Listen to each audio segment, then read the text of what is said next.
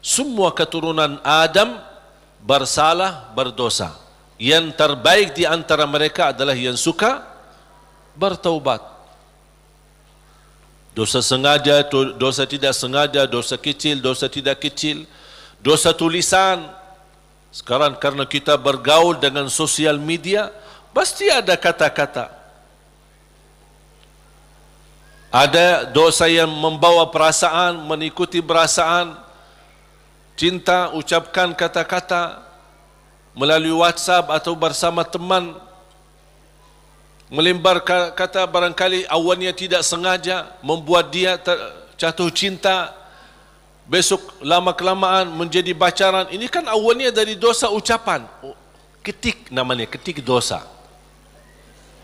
Diketik dosa itu, ketik, tik, tik, tik, tik. Awalnya enak kan? Awalnya hanya ngobrol kan? Ngobrol biasa. Lama-kelamaan ada ucapan. Berapa ketikan kita yang bertahun-tahun atau berbulan-bulan, berapa banyak yang kita, berapa kata? Coba. Makanya bayangkan jamaah sekalian, karunia dari Allah, kalau setiap kata yang kita tuliskan ini dosa dan maksiat, Allah hukum kita habis. Sudah habis kita.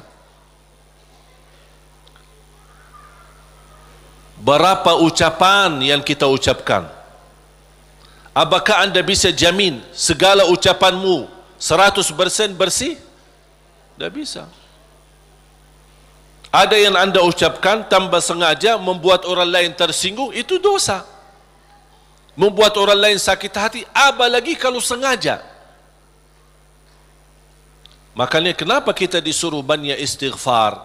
Karena dosa-dosa yang kita lakukan, tanpa kita sadari, mudah-mudahan diampuni Allah Subhanahu wa taala. Makanya salah satu karunia kata Rasulullah SAW, wassalatu ila salat mukaffirat.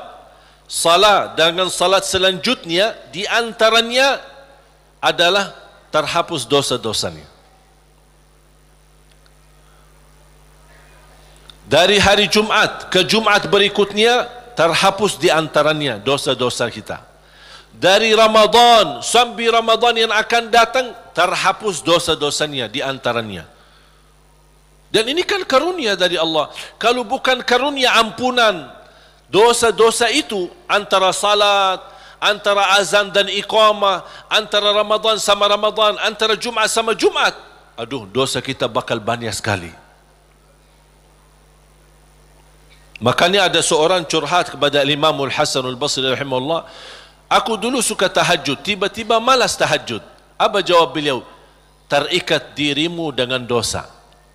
Yang membuat kamu berat bangun tahajud dosamu, bukan malas.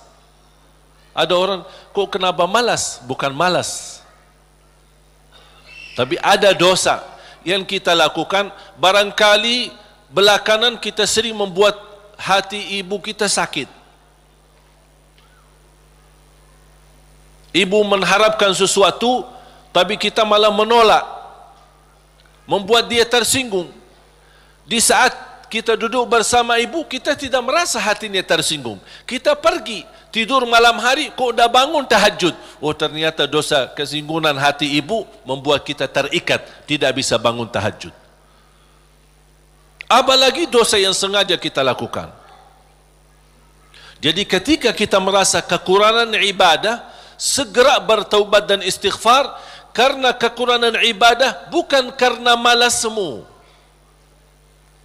bukan karena merasa diri sudah bosan beribadah, tidak. Pasti ada dosa.